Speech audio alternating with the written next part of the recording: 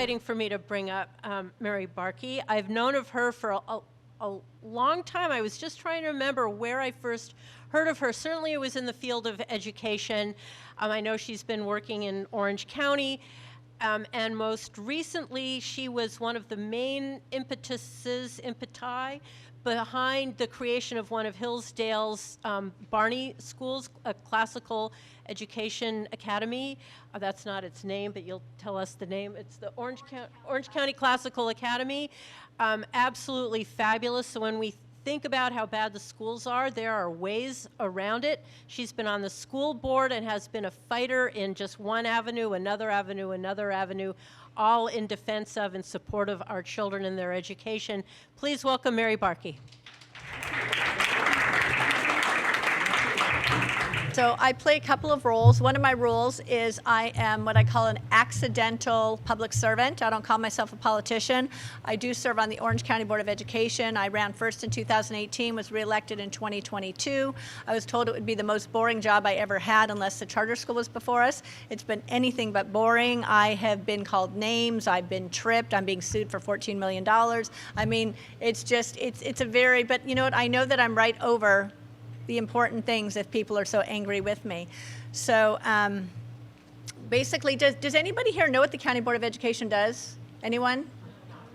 Okay, so unlike a district that has a lot of power and they can do curriculum, they can do so many things, they can really protect children at the local level right in your neighborhood. The County Board of Education, we're an appeals board. So we get to see charter schools on appeal because no district will approve a charter school because then the union will come after them and unelect them.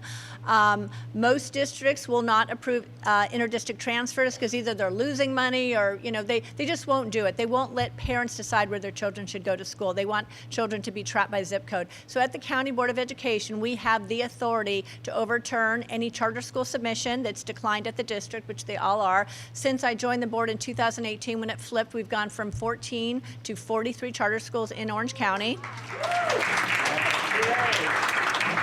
And those schools are serving a lot more than Orange County. I recently spoke to a Huntington Beach school that we approved a couple of years ago, and the district is complaining because they want to move from one district to another to expand, and oh my gosh, it's going to cost the district $500,000. $500,000, it's not going to cost the district anything. Most kids going to charter schools are coming out of homeschooling, coming out of private schools. They're not making an exodus out of the public district school that's in the neighborhood. So I asked the founder, and by the way, most founders of charter schools are Democrats, which a lot of people don't realize. They think that we're Republican, privatizing, making money. We are not doing that. So I asked this particular charter school founder who is in Huntington Beach, what percentage of your students are in that district that's so concerned and scared of you? One student. Where do most of your students come from? 40% come from Long Beach.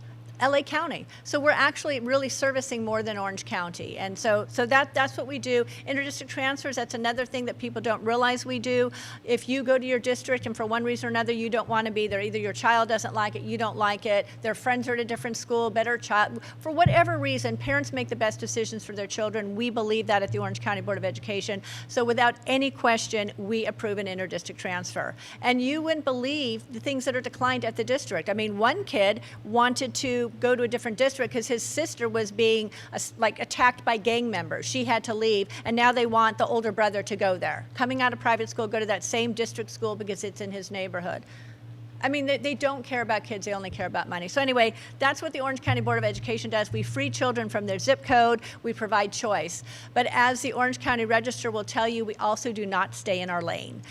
Both of my elections, the Orange County Register did endorse me, but they told me I didn't stay in my lane and I was the ringleader of the Board of Education. During that 4 years, we sued the governor twice. It did have some effect, yet it moved him to do some things we wanted him to do, and we have held critical race theory forums. So we actually invited Christopher Rufo. He couldn't make it, but we had talent like James Lindsay and the such. So we hold educational forums so that we can educate Orange County. Even though we can't help them and make changes, we do things. We held a Reopen the Schools forum during the pandemic. So we do things like that to enlighten people in our community. So that's a little bit about the Orange County Board of Education. My other role is I work for the California Policy Center. At the California Policy Center, we are a nonpartisan educational nonprofit, and we educate people. We have 3 programs. One is to get teachers out of the unions. We are trying to take that money out of the union. All that money goes to elect people we don't like. That money goes to Newsom. It's funding all the things that are hurting our children. So that's a project. Another project is the parent union, and that is just tons of resources for parents who want to know how to do a public records request, how to get into the legislative process, how to go to a school board meeting and talk. So that's there with resources. If you go on our website, parentunion.org, there's tons of toolkits. You can gain lots of information. Our third project is the one that I direct. It's called CLEO, California for Local Elected Officials, and that's what I'm going to talk a little bit more about. And what we do is we educate and train people to run for office, and we also help and train and educate elected officials. If I didn't have California Policy Center advising me, I would be listening to big government, meaning my staff who says, don't approve charter schools, don't approve interdistrict transfers. So we need to go out and educate. Some people run for office because they just know something's wrong. They don't know what it is. And so we're there to really help them along that path and help explain things to them. And we're also there to help educate people on how to run for office. To start off by, are you the right person to run for office? I mean, that's the most critical decision. Some people run for the right reasons, some people run for the wrong reasons, and we want to make sure that we have people running for the right reasons. We want to make sure that even though we really can't campaign and do things like that because we're a 501c3, that they've thought about everything. Who else is in that race? Is somebody else in that race? Are they more qualified? Are they less qualified? Would it be better just to have one person in that race that cares about the kids because they're more likely to win? So we put together a candidate academy, and we put together a leadership academy, and it all started one day when Lance Christensen, who is one of my favorite colleagues at the California Policy Center, he was actually having his brakes done in some body shop, and we were talking, and we thought, we need to do something, because in the past, CLEO had always worked by mentoring people. Somebody wanted to run for office, they were really afraid of the unions, we would give them a mentor that knew how to deal with the unions. Somebody else was running for school board, they didn't understand finance, we'd give them somebody with finance to help them. All of a sudden, a couple years ago, we had 400 people running for school board because everybody knew that we couldn't let the status quo continue to run, and we didn't have the capacity to mentor so many people, so we decided to come up with an academy. And we do that academy virtually. We have a website. You can go on and you can do the academy, and if you get through all the parts of it, you can call me for a quick exit interview of about 3 minutes, and we'll give you a certificate of completion. You can do the same thing with our leadership academy. The candidate academy goes in sequence. It starts off by, like, should you run? Does your spouse support you? Does your work support you? Do you know your kids are going to be bullied? Do you have any skeletons in the closet? If you do, they're probably going to come out. If you don't have skeletons and your spouse does, they'll come out. So anyway, you can go through the Candidate Academy in order, get a certificate. The Leadership Academy is more of a resource. It's 15 modules. We have our sheriff talking about public safety. We have Kevin Kiley talking about social media. He's one of the few elected officials does a great job of his own social media. We have Ryan Williams from Claremont Institute talking about first principles. We have an attorney talking about government stuff. It's just, we have Lance Azumi and myself talking about school choice. My board counsel talks about the Brown Act and the craziness in California. So that's more of a resource. We also have, if anybody knows anyone running for office, starting this Thursday, there's actually going to be an 8-week course that a group came to me and said, would you teach this 8-week course? And I said, well, if you could find 8 weeks that I could teach it, I'd love to teach it. But she actually went ahead and hired a teacher. She's using our curriculum. The courses are going to be in Costa Mesa 8 Thursday nights in a row. So if anybody wants to do it live, they can. Even if they can only attend a few of the nights, they can back it up by doing it virtually with ours. And we also have PDFs. So there's a way that you can actually get it done in person. So I have some notes because I want to make sure I don't miss what I want to talk to you about. So basically, I'm talking about running for office because I think it's the only way we can protect the children that are going to stay in the system. Now, people will tell you, like Alex, who I adore, and a lot of people will tell you, get our kids out of government schools. And in an ideal world, that is the best thing to do. If you want your kids to have your values, homeschool them. That is the way your kids will have the values you want, and you can guarantee it. But not everybody can afford to do it or doesn't think they can afford to do it. Some people think it takes 8 hours a day to homeschool. It definitely doesn't. But everybody's not going to do it. So we want to provide as safe an environment for the kids that are staying in the system as we can, and we can do that by electing great school board members because they have the ability to protect our children. So it's really important. If you think you want to run for office, it's really important to run for office. If you can't run for office, it's important to help people. Some of you guys know Dennis Prager. Some of us get to go to her services on Saturday. And one of the things Dennis always says is there's 3 types of people: those who do things, those who help people do things, and those who do nothing. Now, if you're here today, my guess is none of you fall into that 3rd category. You're all either doing something or you are helping people do things. And so one of the things you can do, run for office, help somebody run for office, throw them a fundraiser. This Wednesday night, even though I'm busy as anything, one of my colleagues is in tremendous debt. He just won his re-election. 3 of my board members were up in the primary, all 3 won, so we will continue to be a 5-0 board for the next 2 years. So one of them has debt. So I told him, well, you can use my house, invite whoever you want. I'm going to make some chili and chips and vegetables, just really easy. It doesn't take much. People will come over. Hopefully they'll donate to him. But you can do that so easily. You can throw a coffee if you know a candidate running for office. I don't advise anyone to incur debt. That wouldn't have been I don't incur debt. I only spend money as I earn it.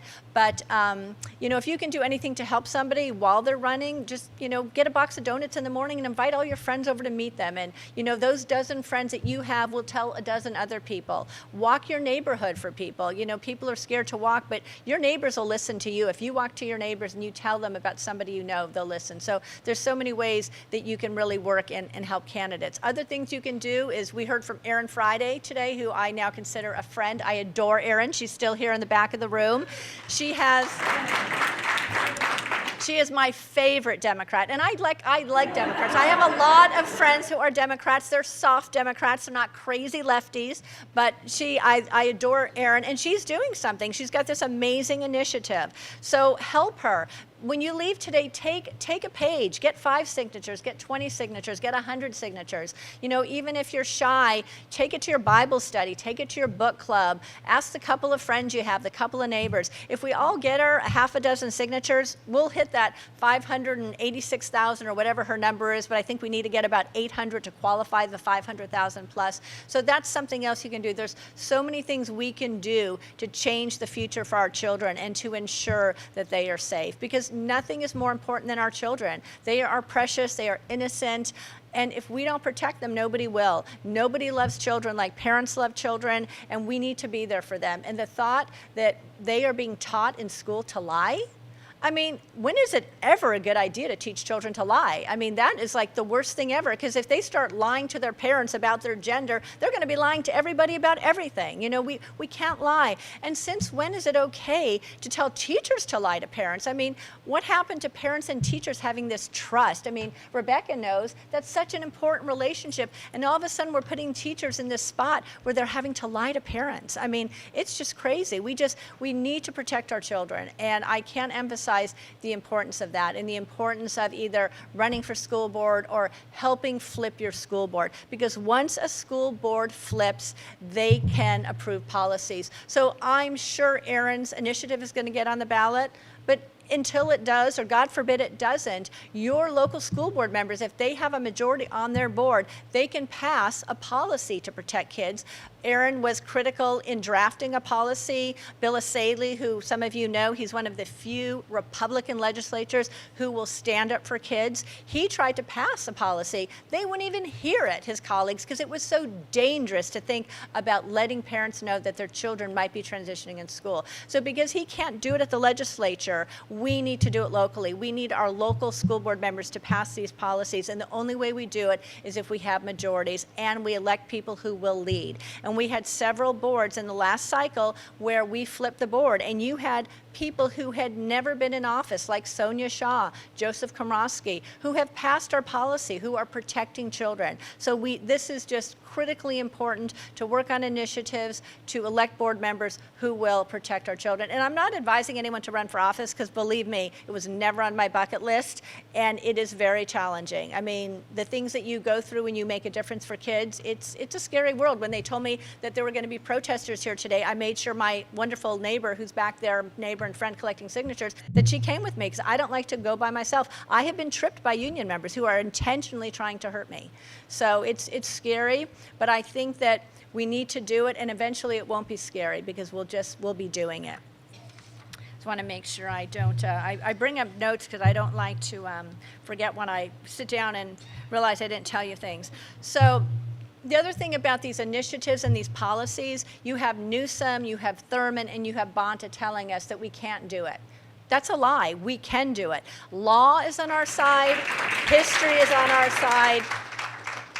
These guys are relying on educational guidelines. They are not relying on law. The Constitution gives us as parents the right to direct our children's lives, their education, their beings, their needs. We have those rights, and we are going to win, and we are winning. Aaron alluded to that. We are winning. I don't know if any of you follow Temecula. That's one of the boards that we flipped in the last cycle. You've got Joseph Kromowski. He's the president of that board. You've got Jen Wiersma, who's amazing. You've got Danny Gonzalez, who they already ran out of town. He moved to Texas. He lost his business. I mean, because they come after you when you own a business. I'm lucky. I work for the California Policy Center. They can't. I won't lose my job because the California Policy Center is the one that told me the county board existed. So I'll never lose my job, so I don't have that fear. But it is a fear for some. But Joe stands up. He does the right thing. He just got a ruling from a judge that not only did his parental rights policy stand up in court, but his critical race theory ban. And this is why he's being assaulted.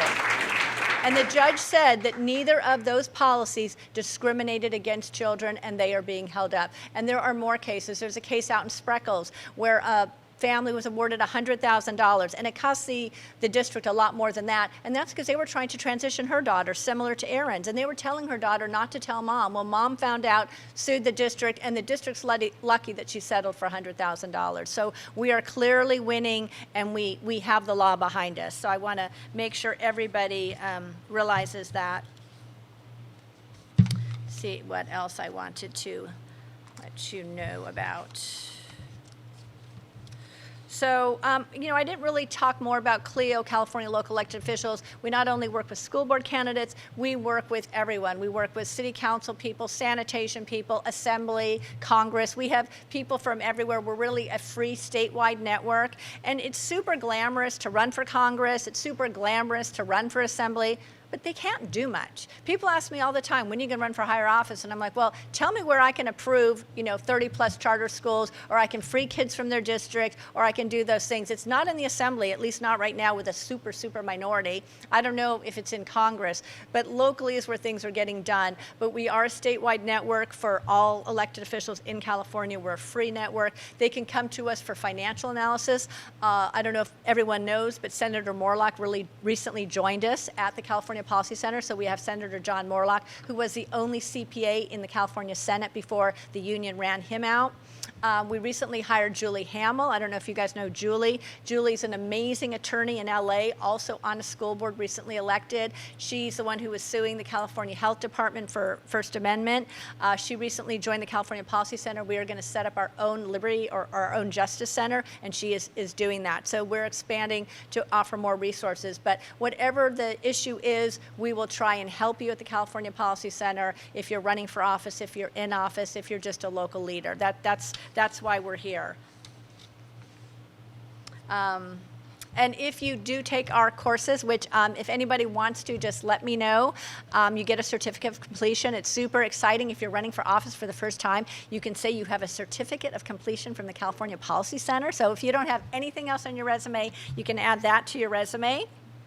I also always want to encourage people to work together. So if your school board, for some miraculous reason, is running really smoothly in your little city, look next door. Because even though Murrieta doesn't have a lot of issues right now, they know Temecula does. They're facing a recall, and so they're helping one another. And we all have to work together, because the other side, who doesn't like us and doesn't work with us, they work together. They are amazing at working together, and they have a lot of money. And so we need to work together, and I'm seeing a lot more of it, but it's really important. If you know some school board that's trying to pass a policy, I mean, I've driven 30, 60, 90 miles to just go sit in that audience, because when you have school board members taking a vote, it's scary. It is scary sometimes because you know that you're going to get the wrath. I've said things in my boardroom and somebody's yelled up recall. You know, they can be very mean and nasty. If the union doesn't like what you're doing, they'll come to your meeting. 100 of them will come. And if you're voting on something, they'll be holding up signs that say, "We will remember in November," which means if you vote against the way we want you to, we're going to take you out. And I've seen them do it. They just did it at Orange Unified. They just recalled 2 amazing school board members, Madison Minor and Rick Ledesma. These were amazing school board members. They took over the majority. They fired their superintendent. They had the worst performance, academic excellence, which nobody even cares about anymore, in Orange County. None of their schools were recognized as blue ribbon, other than the one charter school, Orange County Classical Academy, that is in that district. That's the only school that was awarded a distinguished school. No other schools. They fired their superintendent. They passed a parental rights policy, and then the union came after them with a vengeance. They lied, they cheated, they stole, and they literally did. They stole hundreds of signs. Madison was smart enough to put trackers on her signs and actually made 3 arrests of people that stole signs, and they were in the side yard.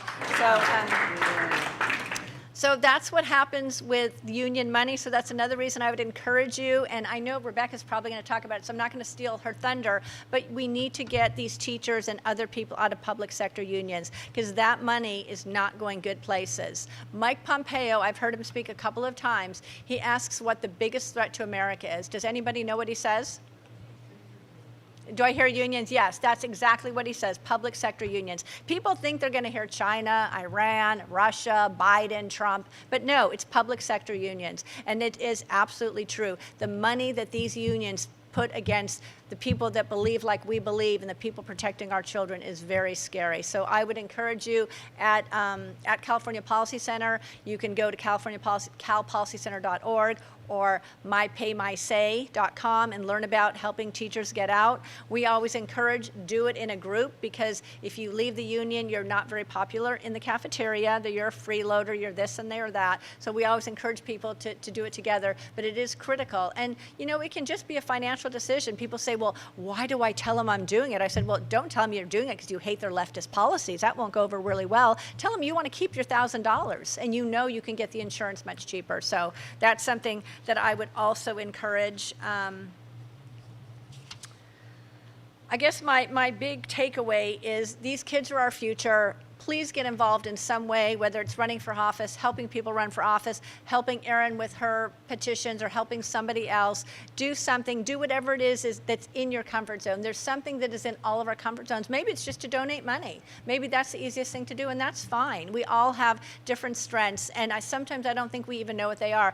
If you ask me, 10 years ago, would I be on a school board? I would have said, heck no. But somehow I find myself here protecting children, and it's just the right thing for me right now. So whatever's right for you, I would encourage you. If I can in any way answer any questions or help you along that path. It looks like I always talk really fast, and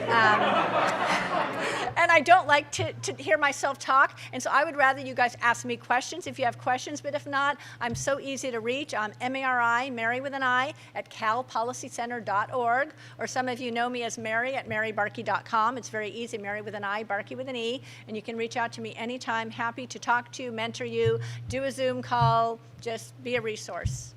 Thank you. Of course.